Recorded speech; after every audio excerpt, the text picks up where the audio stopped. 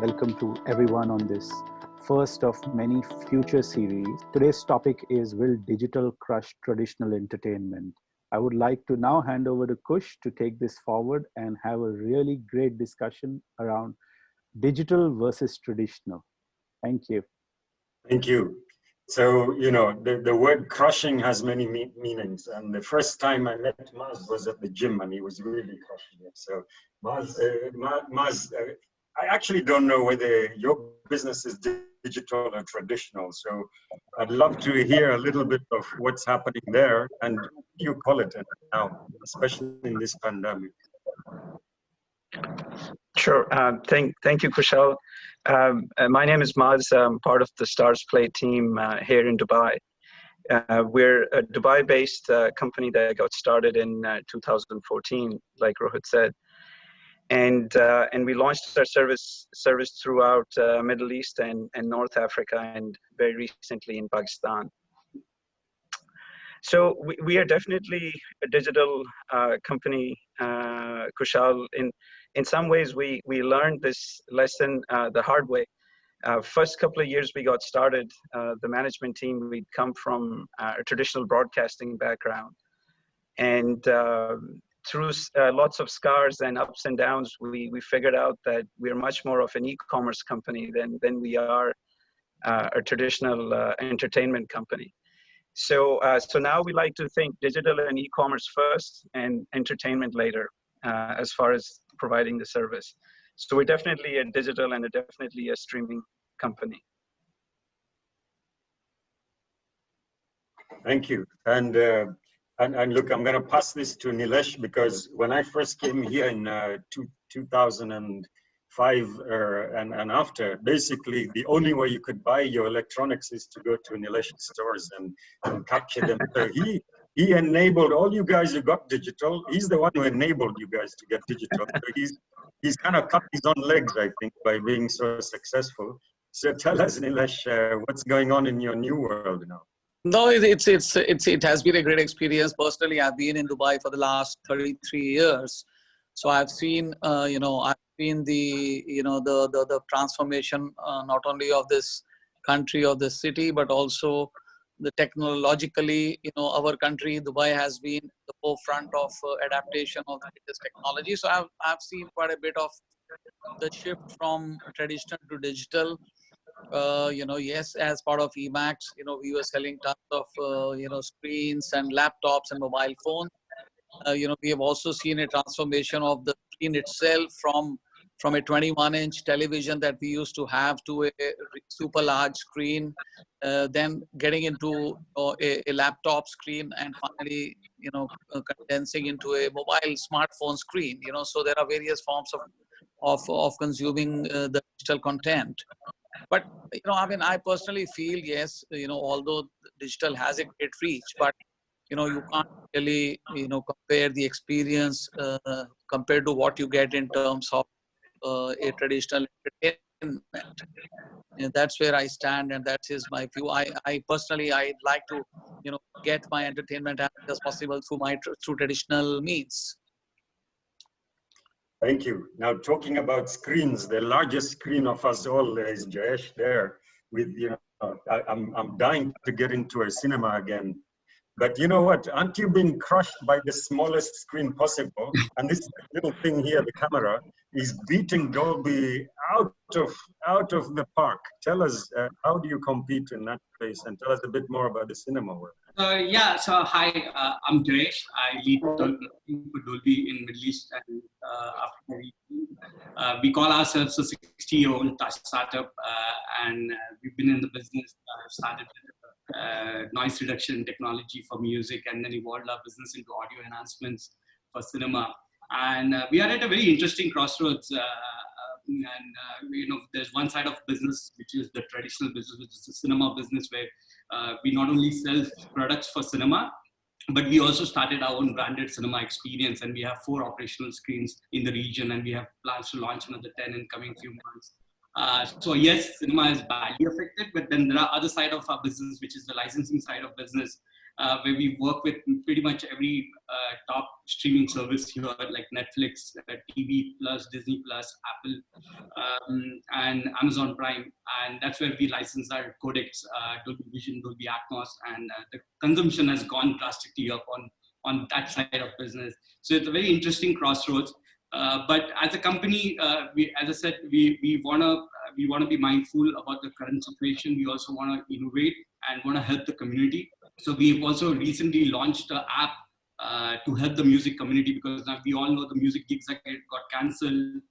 We know there are no live venues anymore. There are no studio access. So how do we use our technologies to soften the hardships music community is facing? So we launched Dolby On, which is an app that you can use your phone to record a song on a lossless audio, do stereo, noise cancellation, stereo vibing, all kind of dynamic AI EQing.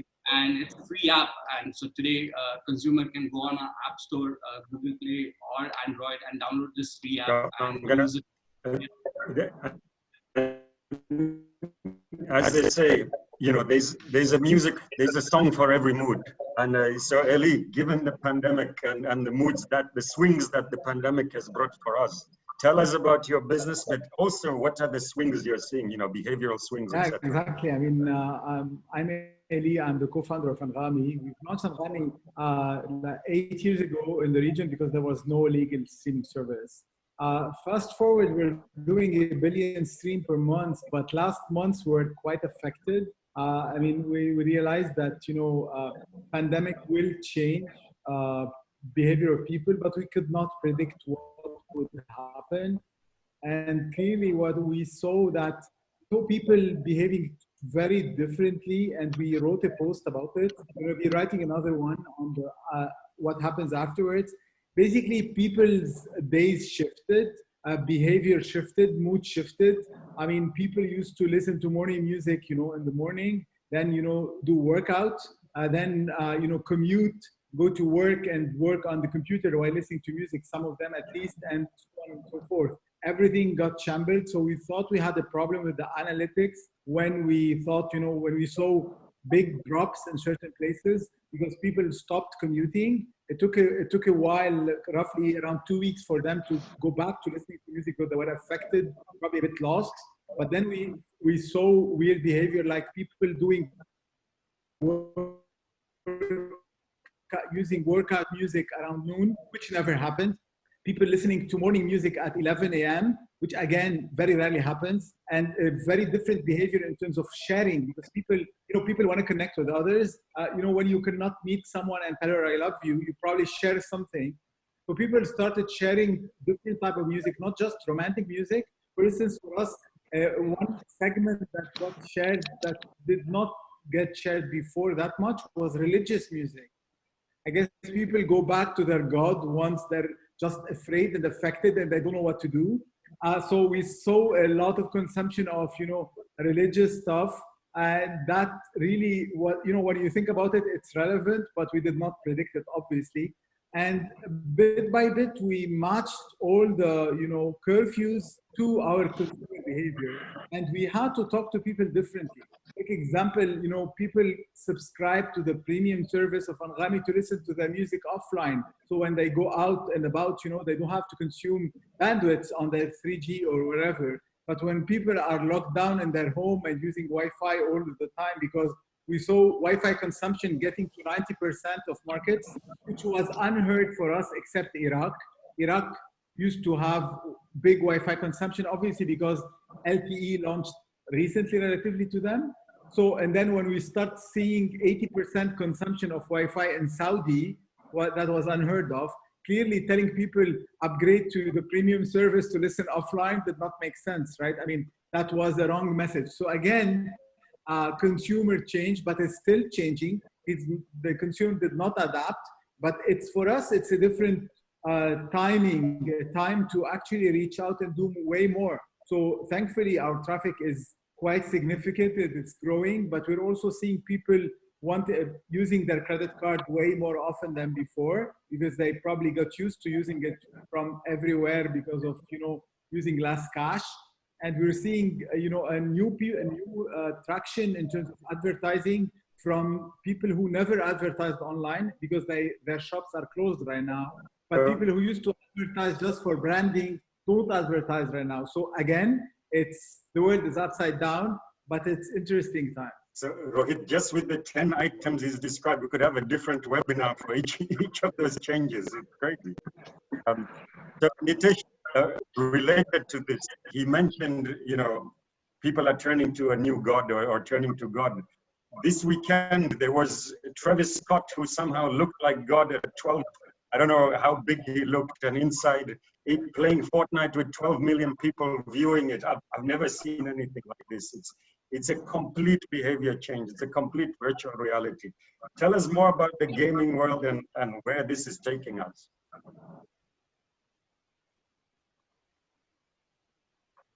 You're still on mute, Nitish, you're on, yeah. 1 second. Yeah. Hi, everyone. So Kushal, very specifically to Fortnite, since you spoke about it, right? I think it's well known that games are becoming the new social network now. And Fortnite is only showing that. The Travis concert that happened, which you spoke about, it was a 10-minute concert which gathered 12 million concurrent users. And over 3 days, it was replayed, I think, 2 or 3 times. It gathered 30 million users, watching it 50 million times. And the song actually emerged on #1 on the charts. So I think gaming is not only already crushing traditional entertainment, keeping with the topic that we're discussing today. I think we are all very busy also crushing all other forms of digital entertainment going forward. I think the kind of, but just before that, a quick introduction. I'm the founder of Nazara. We are India's leading gaming platform with over 100 million active users. And we dominate the esports market in India with 90% market share. We also have a very large captive audience in the Middle East, which I guess is the reason, I was invited today at this webinar.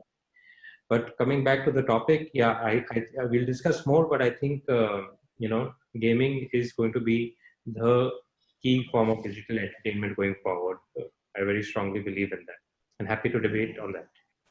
So, when it comes to launching stuff, I remember the adrenaline of going first time to the cinema to watch a new movie, or when the show comes out, it's programmatic. It's at 7 o'clock, be at your dinner table, etc., to watch it as a family. But Maz, you're killing that whole concept, just like this launch of Travis's song. What's the new ways of streaming and how's that shifting our world as well? Sure. Thank you. So for us, a lot has shifted. So for one, the volumes of consumption as we measure in minutes and number of users. So minutes for us has increased 6 times. So for example, we measure our consumption on a daily basis, where we used to do 6 to 7 million minutes a day. We're now doing 40, 50 million minutes of consumption on a daily basis. So for us, the volume of consumption has increased 6-fold. In terms of users that log into our service on a daily basis, that's also increased 4 times. So we have more people coming to the service, and each time they come, they're watching it for longer periods of time. So before COVID, we used to average about 30 to 35 minutes per user on average of consumption. They would stream a show or a movie on average from 30 to 35 minutes. That number varies by country, but for example, in Saudi, it can be as high as 2 hours per user on average. What's shifted for us is 2 things. One, consumption on mobile has skyrocketed for us. So we used to be we used to have a higher mix of, and Nilesh will appreciate this, we used to have a higher mix of Samsung televisions and big screens like LG and Sony Android TV. But now our consumption, the majority of the consumption has shifted to mobile, both Android and iPhone. And then in terms of what people are watching, that's also shifted quite a bit. While the new Jumanji movie is still our top performing movie, along with the Marvel franchise and the Star Wars franchise, but even old movies like Frozen, for example, is one of our top performing movies after all these years. Kids are still watching Frozen. And then where it's really had a dramatic change for us is on binge watching. We thought we'd seen binge watching, but we hadn't seen binge watching like this, where we have users that will watch all 13 seasons of Grey's Anatomy in one go, or all 8-9 seasons of The Walking Dead in one sitting, or binge watching of shows like Friends or Grey's Anatomy. So binge watching behavior has really come forward for us. But the big shifts are more binge watching, and binge watching happening on mobile more often. So that's been the big shift for us. But it's also interesting that for us that people are also finding comfort content. So whether it's TV shows like Friends that people are still watching, or The Office, extremely popular, and also your classic Disney movies like Frozen, still one of our top performing movies, or all the Marvel movies. So people are coming back to the content that perhaps they've watched before, but it's just comfortable now, and they're watching it more often. So, this binge watching concept, Nilesh, this goes to you as a cricket guy. We used to, a cricket match lasted 5 days, and now you've squeezed it to a 10, what do you call it, T10, which lasts 60, I don't know, a couple of hours? Yes. Couple of hours. Yeah, I think this is the trend, like even in all forms of entertainment, including sports, the duration of the attention span of the audience is reducing. They, especially of the younger generation, they don't want to sort of, they don't have the time or the patience to sit and watch a test match, which used to run over 5 days, which still it does, although that is the purest form of cricket. And then it got reduced to 1 day, and then it became a T20, and now we have launched something called T10, which the match gets over in 100 minutes.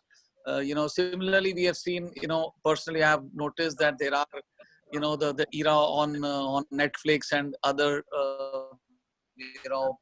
channels, short movies have come and become very, very popular. The movies last for 15-20 minutes, and all done, instead of spending 1.5, 2 hours, 2.5 hours to watch a movie and then find the outcome. Most of the time you're watching these events or these movies to know the outcome of what is the plot and what happens in the end. So if you get that end in 20 minutes, or in T10 sports you get the result in 100 minutes, like a football match. That's it. The job is done as far as the audience are concerned. Duration of the entertainment is reducing for sure.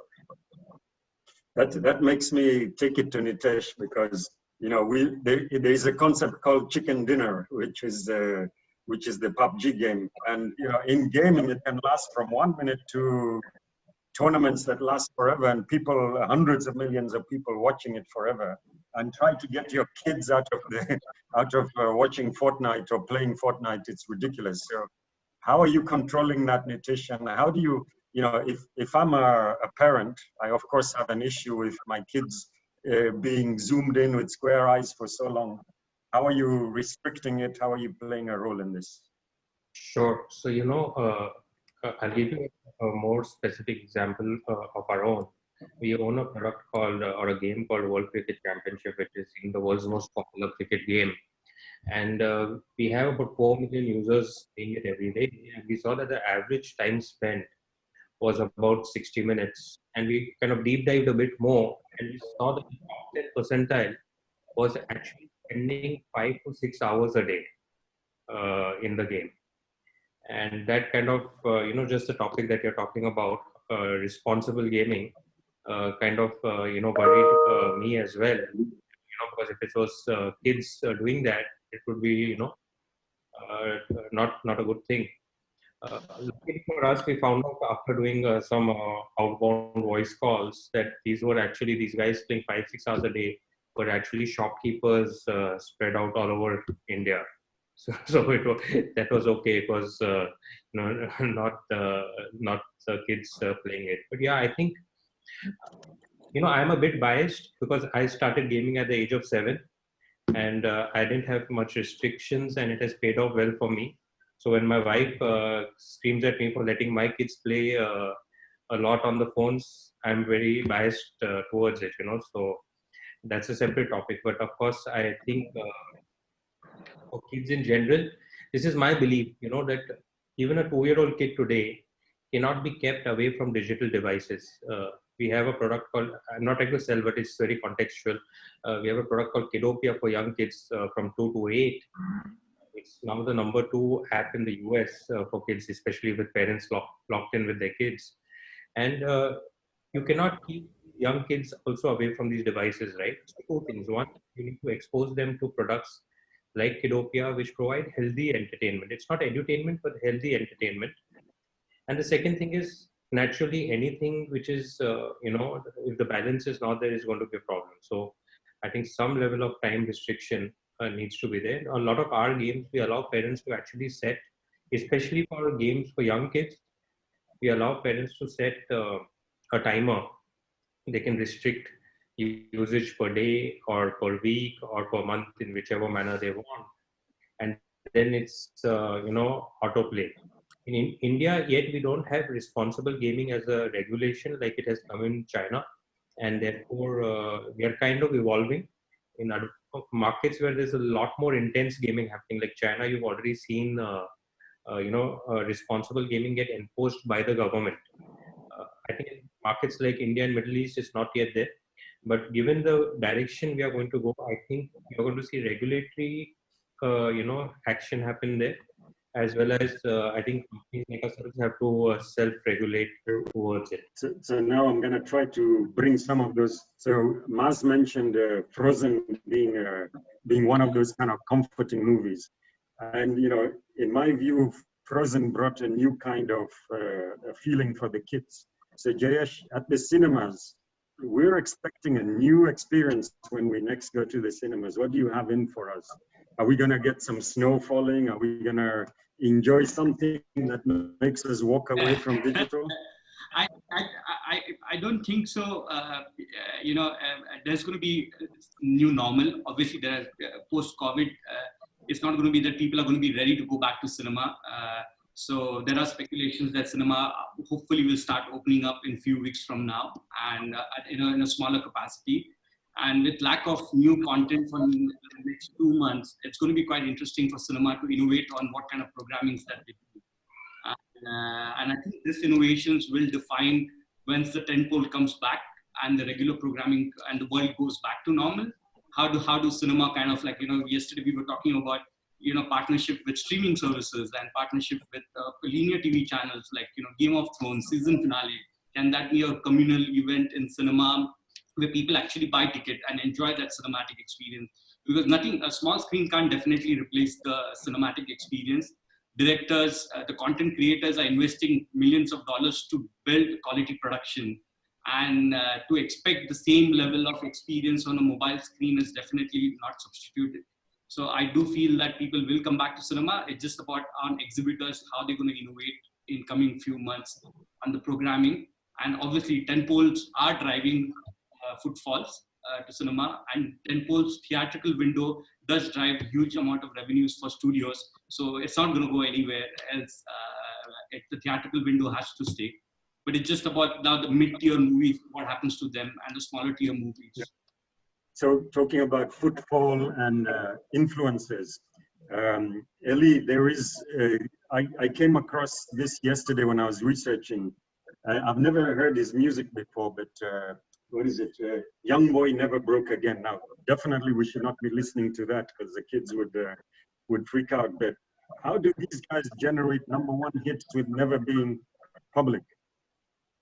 There is a huge, the link between music, movies, and gaming have never been as close as it is right now. as an example to start, before talking about young guy, a young boy never broke again, when you were talking about Travis Scott, I said, interesting, let me look at the stream of Travis Scott because I know about the Fortnite event. So I see a spike that is still consistent. The spike happened on 24 April. Travis Scott streams grew by 40% and remained almost the same till yesterday. I don't know, it might still update. So basically, Travis Scott streamed because he played on Fortnite. People started listening to him 40% more since that day. So basically, when he did the Fortnite event, he's actually increased his monetization on all the music services by just doing the Fortnite game. So clearly, there's a whole link right now between music, movies, and music and gaming that never was before. That guy, young guy never broke again, young boy never broke again, sorry, boy and guy, he's breaking album records again and again. And the thing is, it's all organic. So we don't even have to promote, advertise those people. My son, my 9-year-old son, told me about him before I actually noticed him. Clearly, my team knew about him, and I mean, we're facilitating his music and around playlists and stuff. But I did not, I wasn't familiar about him. So clearly, my 10-year-old boy knew about that.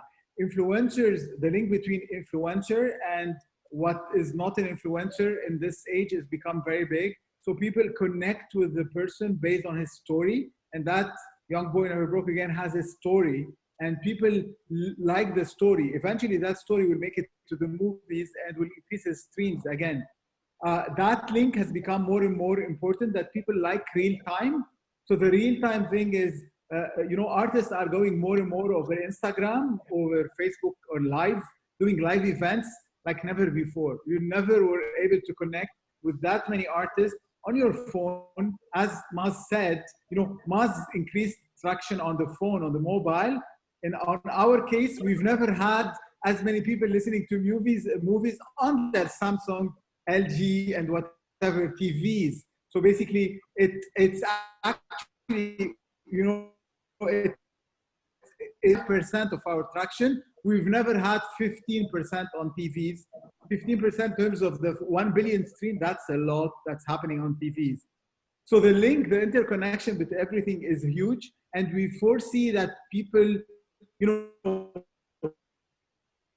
for the foreseeable future, artists are going to be in my living room way more than they're going to be in my concerts. So we want to bring them also in the living room, whether with on Maz as Stars Play or we as Anhani, we're clearly going to be wanting to engage with artists because the people enjoy the stories. Just imagine maybe 40 years ago, if we knew the story of Beatles and it was happening right now with us on social like it is right now, we would be so much engaged with that small band, right?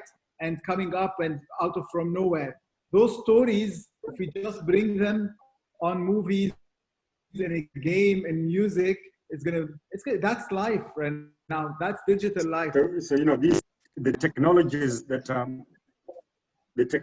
that are giving us these opportunities is crazy, guys. It's additional guys. But Nilesh, again, I don't know if you're non-digital. For 33 years, you've been evolving entertainment from a store all the way to a T10, like changing concepts enormously.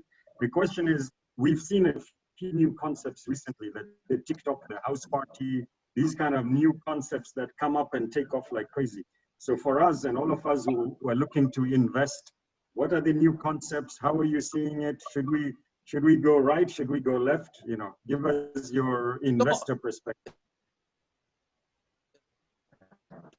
There is definitely a shift because of the reach. It's much cheaper to consume the digital content as opposed to getting into a theater to watch a concert or getting into a cinema hall to watch a movie as a family, or even going to a sporting event and being present in the stadium to watch a live match. the traditional entertainment has become very, very expensive as compared to the digital consumption. So definitely there's a shift towards that, and I think the shift will be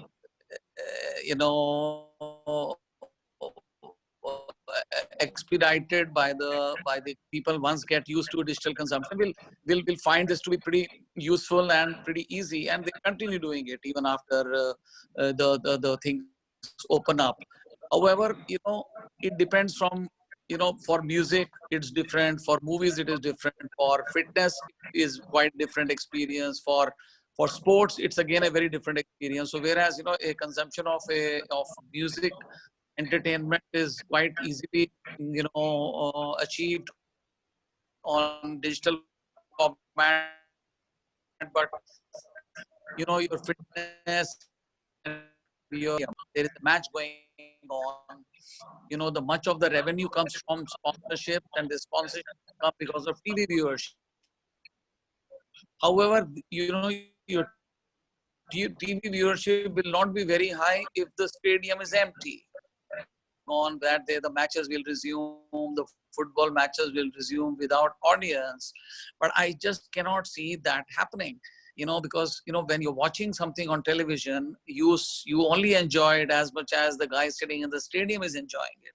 So, watching a match with empty stadium is not going to help the digital experience also. And the players, the motivation of the players, the way they behave on field when there are 80,000 audience cheering them and shouting at the top of their voice is completely different. Like playing a football game without audience will be as if you're acting in a movie which will be shown on a screen. It will not appear to be a real fight out match. So the shift is going to take place, but I don't think we can use the word that the tradition is going to be crushed. It will be, one is mass, one is niche, and I'm sure both will find their own they'll find their own audience. I'm going to ask a more open question to all of you. We talked about how do we make money out of these new concepts. In the old concepts, it's the mall owner, the landlord that's taking a large part of the pie. Majid Al Futem is taking 20, 30, 40% of the revenue. In the new concept, it's either the telcos, because they're acting as the taxman in how you're taking your product, or it's the Androids and the Apples and all these guys who are taxing you. So as the future moves ahead, how are we going to make money, subscription-wise, advertising-wise, and how do we prevent some kind of taxman that's sitting? I cards way more than before, and at least it was notoriously low, and we've seen an uptick on credit card usage, which is great because credit card gives us the biggest commission, the inverse, the least commission, takes the least commission. So we're actually, I'm quite hopeful on this one. Basically, the telcos and the rest are going to always remain part of our business. We're connected to 36 telcos. We love them all, but then again, we're frenemies. We're never going to be exactly, aligned in terms of what we want and what they want and what they can give. But we're going to play the game because still telcos allows us to reach the biggest number of paying users. But we're not going to walk back on that. So in terms of, but in short term, in long term, I think credit card, we're going to start seeing credit card penetration that are closer to Western worlds than it was always the case. When Noon decided to stop cash on delivery, it helped all of us, right? So again, this is something that will withstand. I think it will remain post-COVID. I don't think nobody knows what will remain, but that's part of what will remain. Another thing that's important is that there are way more online storefronts opening right now. Everybody who used to have a great shop now realizes that, the COVID is actually getting his digital transformation happening quite fast, way faster than expected. And all of those need to actually reach. It's not about having a storefront. It's about reaching your users, being able to connect and to attract new user base. And we started a plan called create a storefront. So basically we've launched our own ad server a few months ago only, where it allows anybody to create his own ad and upload direct to Anghami to target a free advertising base. And has been going pretty good. But what we've been working on over the past 3 weeks is a storefront, enabling anyone to create his own storefront, including sales. Yeah, we want to help. The SMBs who want to actually reach the audience, because we have a lot of free users. We have a lot of users. We want to convert them, but we want to monetize at the same time. There's no wrong about that. And we want to help a lot of people who want to go on put ads. Put ads, you need to have a storefront. So right now, we're part of the digital world. We're part of the digital cycle, and we want to actually allow you to get a storefront for free. You want to stop paying tax and become the tax man. Not exactly, but let's say it's about karma. We want people more to value what's online. If you actually can monetize your online storefront and eventually maybe not need such a big offline shop to sell for the foreseeable future, why not? That's why you can. Well, I think it's going to be, as we always talk about, we hear this quite often, that it's the world of omni-channel, frankly speaking. So just as in e-commerce, there is a concept of omni-channel, the brick and mortar, the traditional retailers they want to go online, and the pure play online players are now getting into brick and mortar retail stores, and, having a shop front for consumers to identify your brand and also get into some experience. So similar thing will happen in entertainment as well. It is the era of omni-channel. You will watch, a sports event, couple of them, or a concert, or a movie in a theater, but then you'll watch many more online. So it's going to be, both will survive side by side. No one is going to die out. But one thing is there in terms of investments, Kushal, you asked me. I think I always, believe that brick and mortar traditional business is done to make money, whereas, business is done more mainly to get valuations, frankly speaking, as of now. So there's a complete different mindset of the investors who invest in traditional versus digital. A complete, different way of thinking, different way of expecting returns, and different ways of getting exits. So let's, Rohit, I'm going to let you ask your favorite question. We know content is king and heroes are king. So Rohit, go ahead. Let's. So, we all love the real life heroes, right? So the question is, do you think in digital, will there be bigger heroes than real life? The Messis and the Virat Kohlis will be beaten by heroes in the digital space? And how long do you think that would take? Yeah. Okay. So, in the gaming world, you've already seen some extremely, popular celebrities. For example, the biggest YouTube star is PewDiePie, with today over 106 million, followers or subscribers on YouTube, which is huge. And again, I'll share an anecdote in India. You've got a couple of game streamers called Mortal and one more. These are boys, 18, 19, 20-year-olds, right? With now already 10 million plus followers, making $500,000 a year. They're mobbed at airports by young fans. So it's happening, and the scale of growth is happening. I'll give you another example. Last year, 1 year back, you had just one Indian game streamer, with over 1 million subscribers. Today, in 1 year's time, on YouTube, you have 80 such streamers who are having over 1 million subscribers. So the rapid scale of growth is also huge, and these are emerging as celebrities. We hosted a large ESL one tournament in Mumbai last year in April, and you had teams come from all over the world to participate in that tournament. Again, all youngsters, all esports players, and they were actually mobbed for autographs, photos, just like you would imagine a Bollywood star to happen. So we've actually been seeing it happen on the ground in Mumbai over here. So it's already happening, and it's only going to get larger. But I think the shelf life of such stars is not going to be very long. They will be made stars overnight, and they will also disappear overnight. That is possible to a certain extent, because the longevity of esports players is not very long, at least today. Absolutely. But you can move your thumbs. On social media, once you have gathered a very large user base, some of these people, they can continue finding and creating content for them. So do we open up? Do we open up to the? Yes. So I'll read out some of the questions, but before that, I'd love to see whether you people feel that traditional will mix with digital.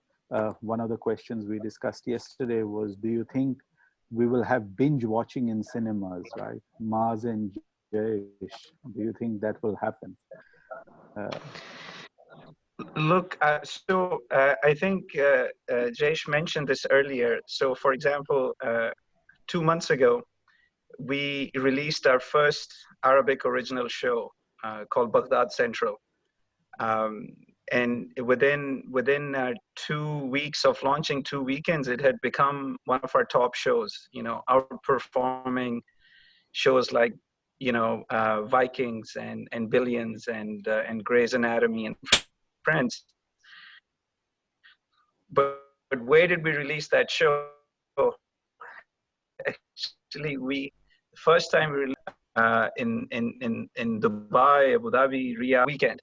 And the reason we did that is because if you're going to showcase your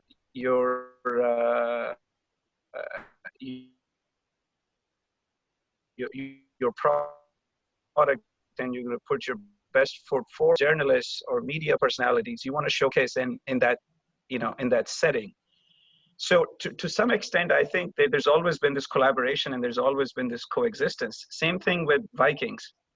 For the last 3 years, every year we launch the new season of Vikings. The first episode, before we show it anywhere else in the world, it goes. We've been showing it on in theaters in Dubai and across the region. So we've been collaborating with theaters for quite some time, because it is still a very immersive experience. And I do hope that the theaters start soon with Disney and the Universal of the world. Besides their hit that they're taking on theme parks, one of the bigger revenue hits they're taking is on theatrical windows, ticket sales. Just only a year ago, Avengers: The Endgame set an all-time record by crossing $1 billion for one movie. 10 years ago, a big movie used to be something that did $100 million in revenue. Fast forward, Avengers Endgame, did $1 billion in ticket sales, and that was only a year ago. So I think theaters are going to come back, and the coexistence will always be there. The collaboration will always be there. But I also think that the shift that's happened on the digital side, like Ellie was mentioning, some of the behavior shift, whether it's credit cards, right? So just like Ellie, we've also seen all of a sudden in last 2 months, the mix of our credit card subscribers increase and change dramatically, which had never happened for 5 years. So we can do all kinds of marketing and ads and whatnot. Nothing changes behavior like a necessity or like a demand itself, like organic demand. So I think that behavior shift is likely to stay. I think the other shift that's likely to stay is for a lot of e-commerce players, for those of us in the subscription businesses like Ngami and us, the subscriber acquisition costs or customer acquisition costs, as we call it, have come down dramatically. So what that does is changes the unit economics of each subscriber for us on a subscriber basis. So that's only going to strengthen, subscription businesses. So I expect that also to have a lasting effect. But the collaboration with theaters for streaming companies will always be there. I hope so. Great. I think we have questions. So one question I saw, which is kind of linked to all this discussion, is what's the future of malls? What's the future of the retail mall? So how is that going to evolve, and how are they going to partner closer with you? And secondly, around this question, do you think all this offtake, and there's a very wide discussion on this. This is work from home, but it's actually not work from home. It's stuck at home. When people are no longer stuck at home, will traditional really come back in a big way? And do you see your subscriptions and binge watching actually reduce? What you've seen go up, would you see that reduce as well? And people go back to the malls, right? So. Sure. I leave the mall question to Nilesh. I think he's best equipped to answer that. I think so. We have seen the mall culture, emerge in Dubai and in other places about 20-25 years ago when the first mall, the Dubai City Center, the Dera City Center opened here, and the way it was so successful. But I think now there is an overkill in Dubai of retail malls, and the malls have actually changed character from being a shopping center to a multi-use, multi-purpose destination where, F&B, food and beverage and entertainment has overtaken shopping in a way. Today there are many more outlets and many more restaurants that actually use mall to open up, and the entertainment centers, the kids areas, and the ice sky dome that are there. Malls are no more just for shopping. They are multi-use, and they provide a good traditional experience, and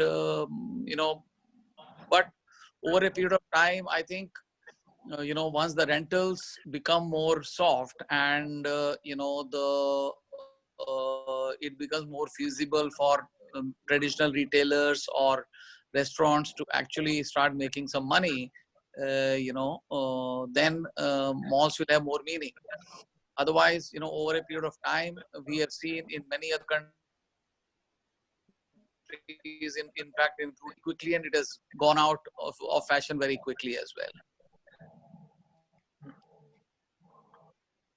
Maz wanted to say something before I can.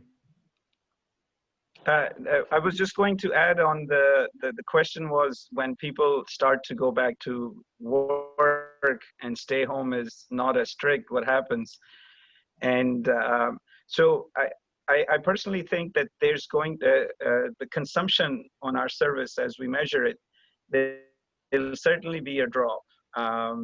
But I think there's other behavior aspects of the service that are going to be more longer lasting. So for example, Ellie mentioned use of credit card, for example. I think that is likely to stay as an established and a proven behavior as people become more comfortable with it.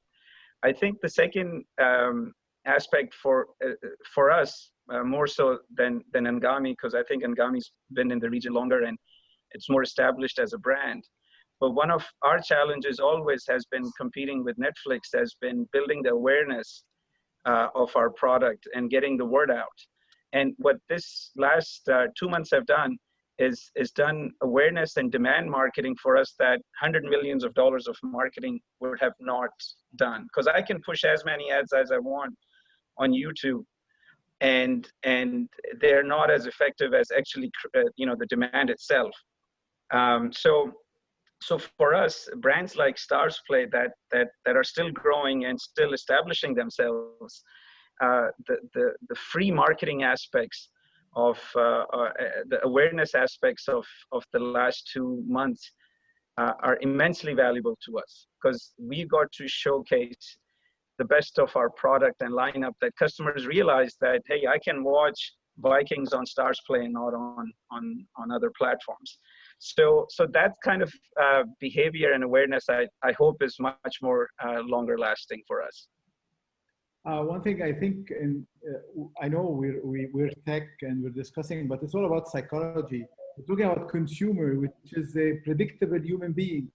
The more he gets a certain habit, creates a certain habit onto something, the more it's going to stick. So unfortunately, if COVID lasts longer, which I don't want it, clearly those people who are using more services like Anghami or like Stars Play are going to get the habit more in